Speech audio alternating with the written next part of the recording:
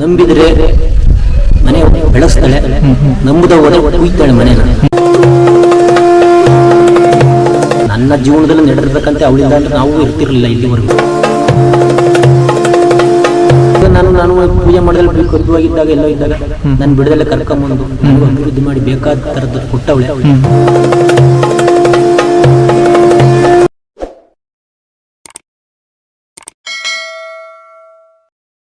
ಈ ದೇವಸ್ಥಾನದಲ್ಲಿ ಇರೋ ಈ ಪೆಟ್ಟಿಗೆಯಿಂದ ಹಲವಾರು ವಿಸ್ಮಯಗಳು ಪವಾಡಗಳು ನಡೀತಾ ಇದೆ. ಈ ತಾಯಿ ಮೂಲತಃ ಸೃಷ್ಟಿಯಾಗಿರೋದು ಇದೇ ಪೆಟ್ಟಿಗೆಯಲ್ಲಿ. ಹಿಂದೆ ಮೂಲತಃ ವಿಜಯನಗರ ಆಳು ಹಂಪೆಯಿಂದ ಬಂದಿದ್ದಿಲ್ಲಿಗೆ ಹೆಂಗ್ ಬಂದ್ಲು ಅಂತಂದ್ರೆ, ಈಕೆ ಅತಿ ರೂಪ ಲಾವಣ್ಯವತಿ. ಈಕೆ ಜಡೆ ಕಸರ್ ಗುಡ್ಸದಂತೆ.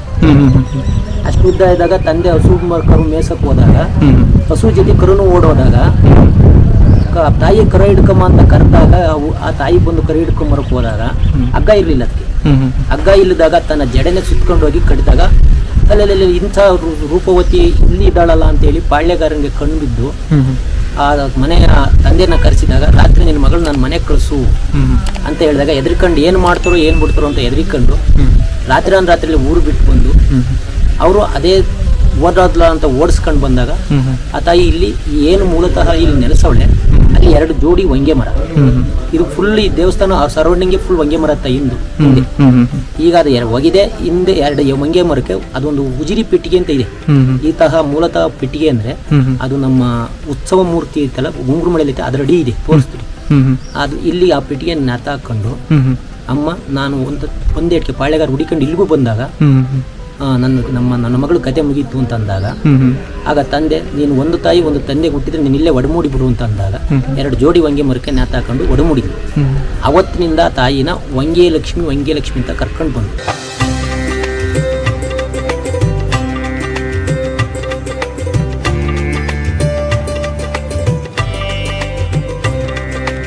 ಹದಿನೈದು ದಿವಸಕ್ಕೆ ಗುಡ್ ಫ್ರೈಡೆ ದಿವಸ ಜಾತ್ರೆ ಮಾಡ್ತೀವಿ. ಹಿಂದಿನ ದಿವಸ ರಥೋತ್ಸವ, 2 ಜೋಡಿ ರಥ ಹರಿತವೆ. ಮತ್ತೆ ಶನಿವಾರ ಹಗಲು ಜಾತ್ರೆ, ಮತ್ತೆ ಇದು ಸಿಡಿ ಗಾವು ಎಲ್ಲ ಇರುತ್ತೆ. ಅಮ್ಮ ಕೇಳಿದ ವರವನ್ನ ತಪ್ಪದೆ ಕೊಡ್ತಾಳೆ. ಭಕ್ತಾದಿಗಳನ್ನ ಅತಿ ಹೆಚ್ಚಿನಾಗಿ ಬೆಳೆಸಳೆ. ನಂಬಿದ್ರೆ ಮನೆ ಬೆಳೆಸ್ತಾಳೆ, ನಂಬುದ ಹೋದ್ರೆ ಕುಯ್ತಾಳೆ ಮನೆನ. ಎರಡೂ ಇದೆ. ಬೇಡದವರದ ಎಷ್ಟು ನಂಬಿಕೆಯಲ್ಲಿ ಇರ್ತಾರೆ ಅಷ್ಟು ನಂಬಿಕೆಯಲ್ಲಿ ಅಷ್ಟು ಅಭಿವೃದ್ಧಿ ಕೊಡ್ತಾಳೆ. ಅದು ನಮ್ಮ ಕಣ್ಣೆದುರಿಗೆ ನಡೆರೋದು ಉಂಟು ಇತಿಹಾಸದಲ್ಲಿ. ನಾನು ಎಲ್ಲೋ ಇದ್ದಾಗ ನಾನು ಪೂಜೆ ಮಾಡಿದ್ರೆ ಕದ್ದುವಾಗಿದ್ದಾಗ ಎಲ್ಲೋ ಇದ್ದಾಗ ನನ್ನ ಬಿಡದಲ್ಲೇ ಕರ್ಕೊಂಬಂದು ನನಗೂ ಅಭಿವೃದ್ಧಿ ಮಾಡಿ ಬೇಕಾದ ಥರದ್ದು ಕೊಟ್ಟವಳೆ. ನನ್ನ ಜೀವನದಲ್ಲಿ ನಡೆದಿರ್ತಕ್ಕಂಥ ಅವಳಿಲ್ಲ ಅಂದ್ರೆ ನಾವು ಇರ್ತಿರ್ಲಿಲ್ಲ.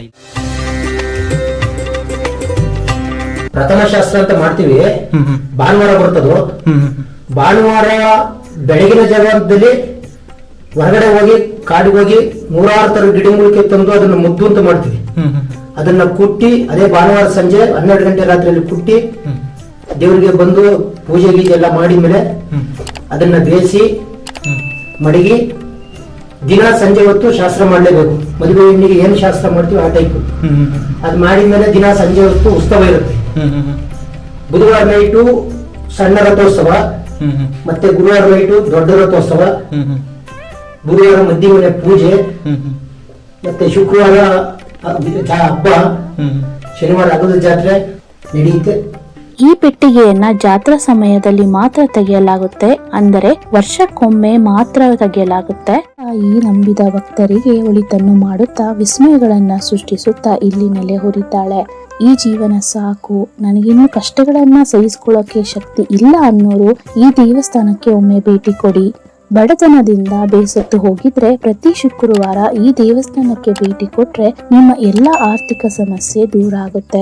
ಉದ್ಯೋಗ ಸಮಸ್ಯೆ ಇದ್ದರೆ, ಎಷ್ಟೇ ವ್ಯಾಪಾರ ಮಾಡ್ತಿದ್ರು ಅಭಿವೃದ್ಧಿ ಆಗ್ತಿಲ್ಲ ಅನ್ನೋರು, ಎಷ್ಟೇ ದುಡಿದ್ರು ಕೈಯಲ್ಲಿ ದುಡ್ಡು ನಿಲ್ತಿಲ್ಲ ಅನ್ನೋರು, ಎಷ್ಟೇ ಪ್ರಯತ್ನ ಪಟ್ರು ಕಂಕಣ ಬಲ ಕೂಡು ಬರ್ತಿಲ್ಲ ಅನ್ನೋರು, ಆಸ್ಪತ್ರೆಗೆ ದುಡ್ಡು ಸುರಿದು ಸಾಕಾಗಿ ಹೋದವರು ಈ ದೇವಸ್ಥಾನಕ್ಕೆ ಬಂದು ಹರಕೆಯನ್ನ ಕಟ್ಕೊಳ್ಳಿ. ಭಕ್ತಾದಿಗಳು ತಾವು ಅನ್ಕೊಂಡ ಕೆಲಸ ಆದ್ರೆ ಮಡ್ಲಕ್ಕಿಯ ಹರಕೆ, ಸೀರೆಯ ಹರಕೆ, ಕೆಲವರು ತಾವು ಅನ್ಕೊಂಡಿದ್ದು ತಾಯಿ ನೆರವೇರಿಸಿದ್ರೆ ತಾಯಿಯನ್ನ ಮನೆಗೆ ಕರ್ಕೊಂಡು ಹೋಗುವುದು ಉಂಟು. ಇಲ್ಲಿ ನಂಬಿಕೆ ಮುಖ್ಯ. ನಂಬಿದರೆ ತಾಯಿ ಒಲಿಯುತ್ತಾಳೆ. ಈ ತಾಯಿಯ ಮೂರ್ತಿಯನ್ನ ಜೇಡಿ ಮಣ್ಣು ಮತ್ತು ಎಳನೀರು ಬಳಸಿ 50 ವರ್ಷಗಳ ಹಿಂದೆ ಮಾಡಿದಂತಹ ವಿಗ್ರಹ 1932ರಲ್ಲಿ ಪುಟ್ಟದಾದ ಗುಡಿ ಇತ್ತು. ಕೆಲವು ವರ್ಷಗಳಷ್ಟೇ ಹಿಂದೆ ಜೀರ್ಣೋದ್ಧಾರ ಆಗಿದೆ. ಇಲ್ಲಿ ಜನರು ತಾವು ಅನ್ಕೊಂಡ ಕೆಲಸ ಆದ್ರೆ ಅಮ್ಮನವರನ್ನ ಇದೇ ರಥದಲ್ಲಿ ಉತ್ಸವ ಮೂರ್ತಿಯನ್ನ ಮನೆಗೆ ಕರ್ಕೊಂಡು ಹೋಗ್ತಾರೆ. ಬೆಂಗಳೂರಿನಿಂದ 152 ಕಿಲೋಮೀಟರ್ ಆಗುತ್ತೆ. ಬೆಂಗಳೂರು ಮಂಗಳೂರು ಹೈವೇ ಮಾರ್ಗವಾಗಿ ಹಿರಿಸಾವೆ ತಲುಪಿ ಅಲ್ಲಿಂದ 20 ಕಿಲೋಮೀಟರ್ ದೂರದಲ್ಲಿದೆ ಹೊಂಗೆಲಕ್ಷ್ಮಿ ಕ್ಷೇತ್ರ. ತಿಪ್ಟೂರಿಂದ ಕೇವಲ 23 ಕಿಲೋಮೀಟರ್ ಆಗುತ್ತೆ. ಈ ಕ್ಷೇತ್ರದ ವಿಳಾಸ ಮತ್ತು ಗೂಗಲ್ ಮ್ಯಾಪ್ ಲಿಂಕ್ ನ ಡಿಸ್ಕ್ರಿಪ್ಷನ್ ಬಾಕ್ಸ್ ಅಲ್ಲಿ ಕೊಟ್ಟಿರ್ತೀನಿ, ಚೆಕ್ ಮಾಡಿ.